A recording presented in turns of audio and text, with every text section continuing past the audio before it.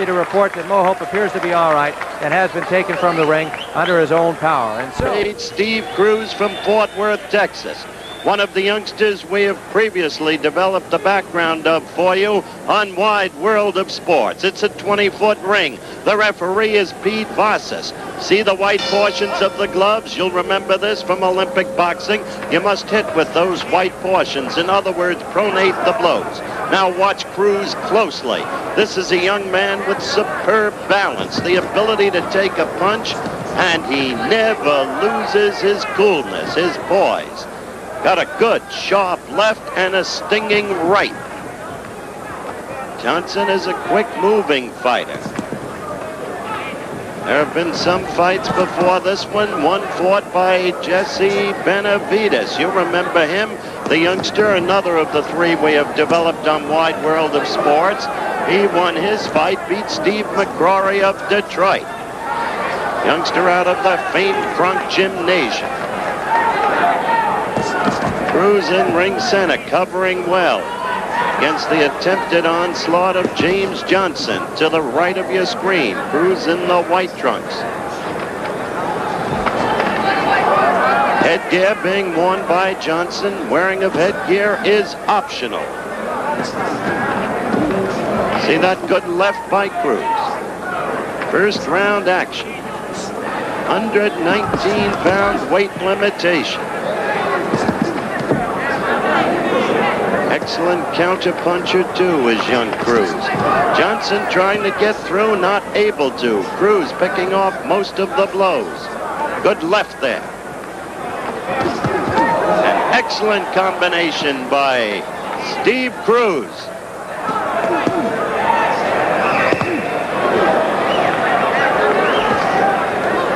Johnson not able to measure the opponent. An excellent left again. And Johnson hurt. Quickly, Pete Vassis with a standing 8 count. You think it's a quick call? No. Part of Olympic boxing, protect the young people. Don't let them get hurt. Action resumed. And Cruz so far clearly in command over James Johnson of Washington, D.C. Youngster from Fort Worth, Texas, establishing himself early on. This is the kid who lost in the finals in 1980 to Jackie Beard. Now a developing young pro, a brilliant fighter out of Tennessee.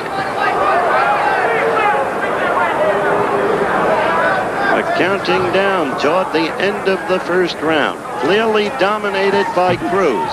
Scoring by 5 judges, 20-point must system.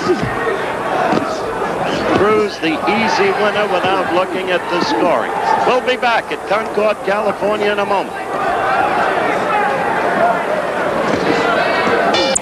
We're back at ringside, Concord, California. This fight, second round, Steve Cruz in the white trunks against James Johnson. Cruz totally dominant in the first round. One standing 8 count. And Pete Vassis, the referee.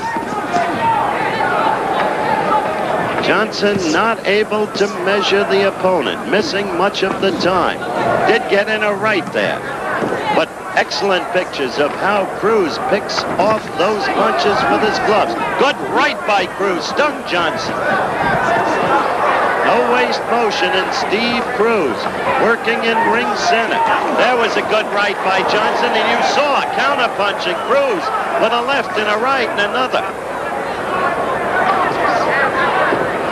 There are those in the amateur boxing circles who believe that pound for pound, Steve Cruz is the finest of all American prospects. I speak specifically of Bob Serkin, who for so long has been a principal figure in the United States amateur boxing movement. Did you see Steve picking off those punches?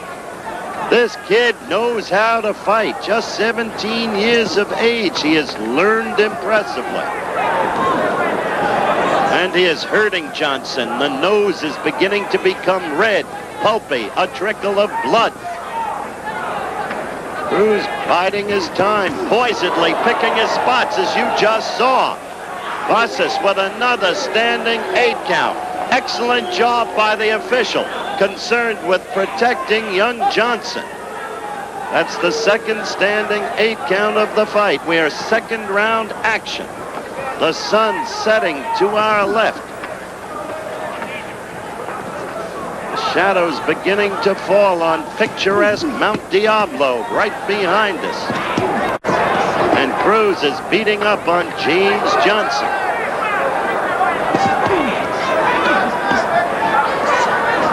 "50 seconds left in this second round.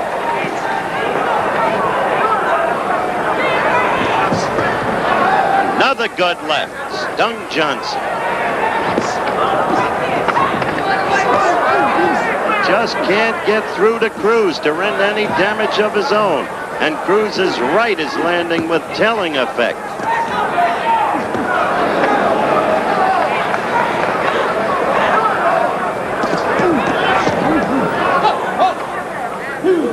And the second standing 8 count of the round. Pete Vasas, in my opinion, handling this fight superbly well, and he has stopped the fight, and he has done the right thing. Johnson is disconsolate, of course, throws away his mouthpiece, hugs the opponent in good Olympic fashion. Now let's look at it again in slow motion. As Cruz with a punishing left and a punishing right, and Johnson, as you can see, still missing. And so it was inevitable. The referee stopping the contest. Remember, that's the technical term. There is Steve Cruz. And this young man, suspiciously looking like Davy Armstrong of the USA team of '76 in Montreal. His name, Richard Savage, defeated Tony Montoya of Salt Lake City. Young Savage from West Monroe, Louisiana, a brilliant fighter, knows how to work to the midsection and knows particularly how to work the ring. He will meet Cruz in the finals. What a fight it will be. In their first match, it was a war. Cruz, the close winner. When it's summer, there's only one thing better than a Gym fighters like Tommy Hearns, like Hilmer Canty, and like Milt McCrory. So Marquez is scoring with the right repeatedly. Not a polished boxer or a wild swinger, but he can hurt you. And he has assumed apparent control of this fight, the third and deciding round. A caution to Johnson from the third man in the ring, Herman Lennon of the U.S. Army. No hitting behind the head. Stop right there. That was a slap, and Lennon is right with that call. He's taking a point away from Benji Marquez. The crowd in the background booing, but the official right on that count. Now the action going on again, and Marquez quickly using that right. See how it gets over that left, and occasionally the left will be limp by the side. Joey Johnson, who started off beautifully and was clearly a superior boxer to Marquez, suddenly encountering trouble in the second round, and in this, the telling third round. Remember, 5 judges scored. Oh, you saw that right against Johnson. The action is wild. Marquez, a wild fighter. We have, as you watch the countdown, less than half the final round remaining. Marquez with an amateurish lunge and a missed left. But there's the right again. Marquez with a combination even.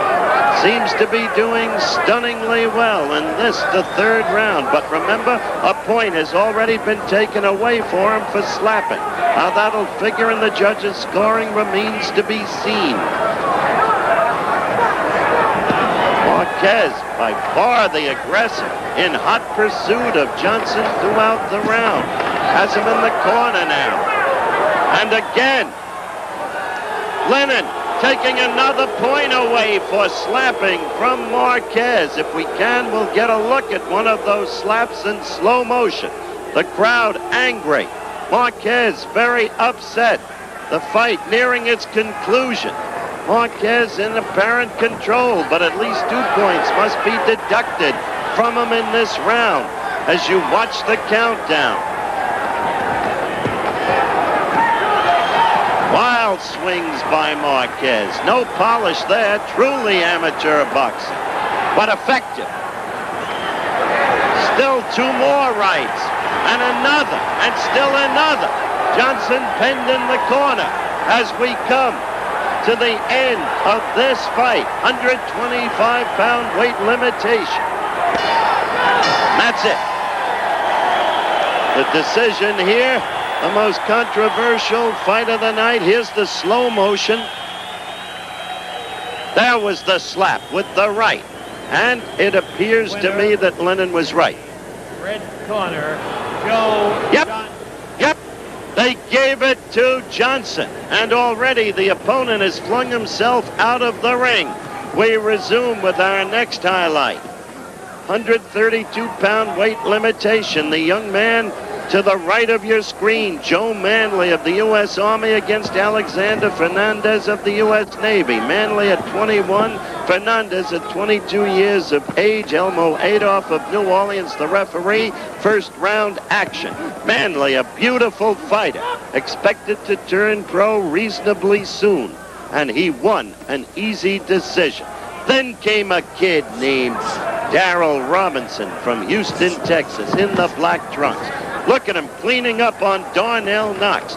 Robinson, only 18 years of age, has been fighting since he was only 9. Works brilliantly to the midsection. The opponent gets away. He corners him. Robinson won the fight handily. Now these are super heavyweights, must be over 200 pounds. Left of your screen, Tyrell, also known as Tyrone Biggs, 20 years of age, Philadelphia.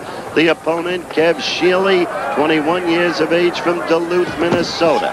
In the second round, Biggs continues to dominate. Why? Because of that left. Right there, the only right he's really scored in the fight. He missed with that right, as you noticed.